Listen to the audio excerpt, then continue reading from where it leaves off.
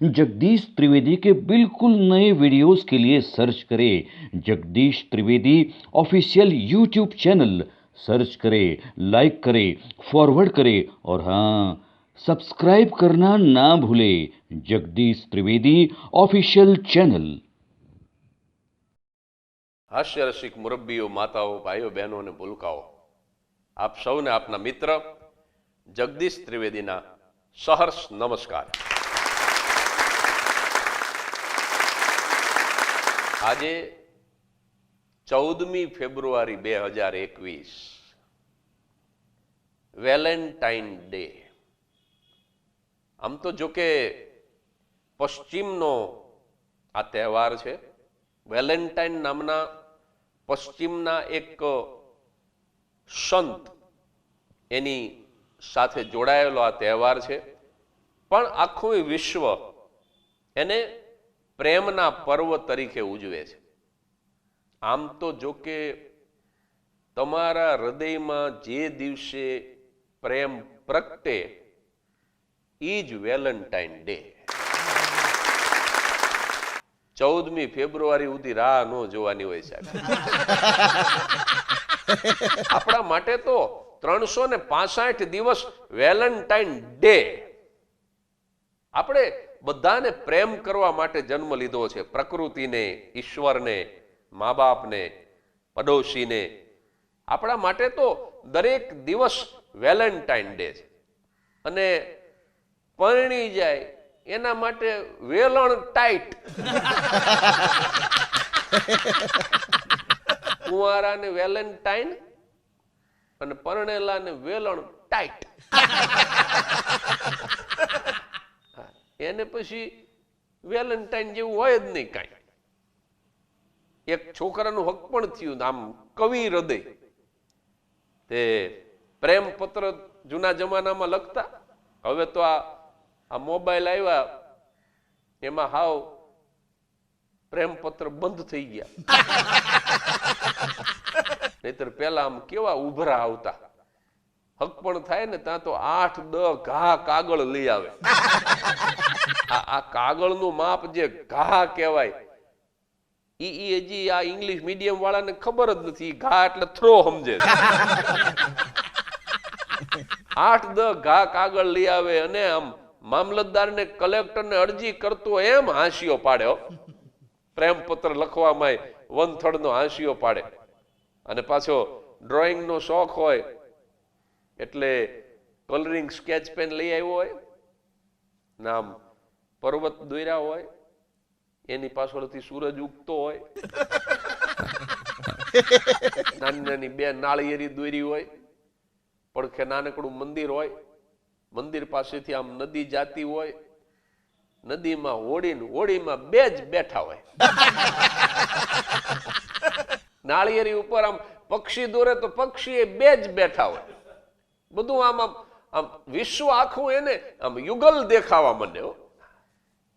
આવી રીતે એ છોકરાએ પ્રેમ પત્ર લખ્યો, થોડુંક આમ કવિ હૃદય સાહિત્યક ભાષા વાપરી તો છેલ્લે લિખિતનમાં લખ્યું કે તું જ મારી આશા છો, તું જ મારી અપેક્ષા છો અને તું જ મારી અભિલાષા છો। એમ કરીને કાગળ તો જવા દીધો, પણ સામે થોડુંક ઓછું ભણેલી અને સાહિત્યમાં તો હાવ કવરેજ પકડાય નહીં। એને આને જવાબ તો લખ્યો, પણ લિખિતનમાં લખ્યું કે તું જ મારો રમેશ છો, તું જ મારો સુરેશ છો અને તું જ મારો મહેશ છો। ઓલીને એમ થયું કે 3 નામ એને આવવા દીધા, 3 આપણે જ આવવા દીધા। આને પ્રેમ નો કહેવાય। અત્યારે તો મેં કીધું ને, આ મોબાઈલ નો જમાનો આવી ગયો। એક છોકરો રાત્રે ચેટિંગ કરતો હશે, આમ તો આ ચેટિંગ નથી, ખરેખર તો ચીટિંગ હોય છે, કહેવાનું જ ચેટિંગ। તો રાત્રે ચેટિંગ કરતો હોય મોબાઈલમાં, એમાં એક છોકરીનો મેસેજ આવીને પડ્યો રાત્રે 12 વાગે, ઉમેશ મને માફ કરી દેજે, હું તારી સાથે પરણી શકીશ નહીં. આમ વાંચ્યું, ઉમેશ મને માફ કરી દેજે, હું તારી સાથે પરણી શકીશ નહીં.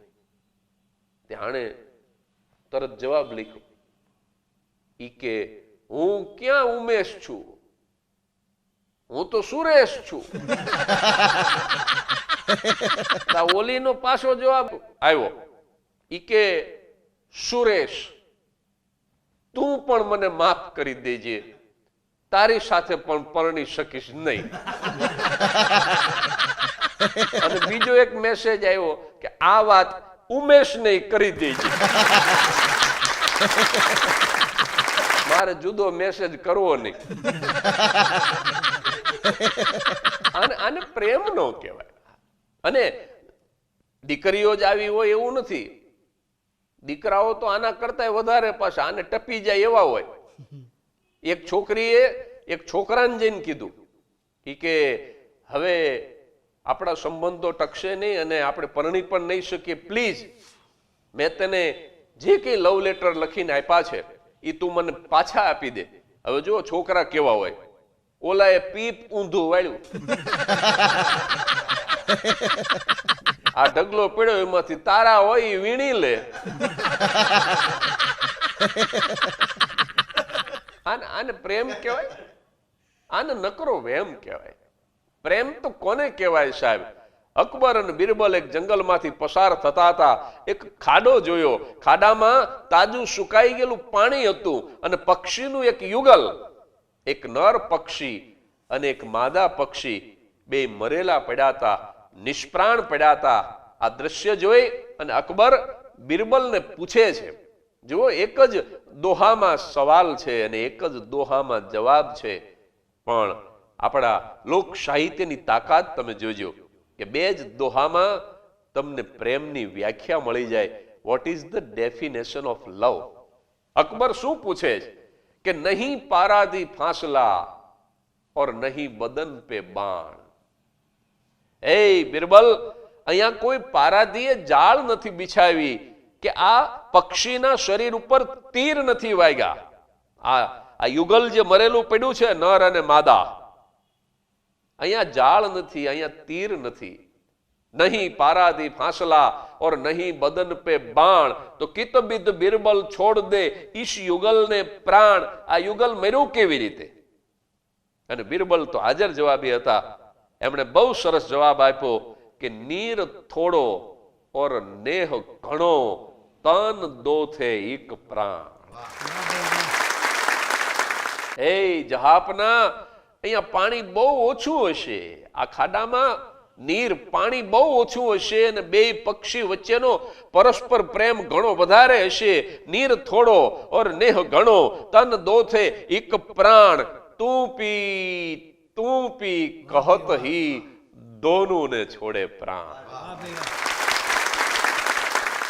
નર પક્ષીએ માદાને કીધું હશે કે તું પી લે ને તું જીવી જા, આ પાણી બેયને થાય એટલું નથી. અને માદા પક્ષીએ નરને કીધું હશે કે હોય ભલા માણસ, તમે પી લ્યો ને તમે જીવી જાઓ.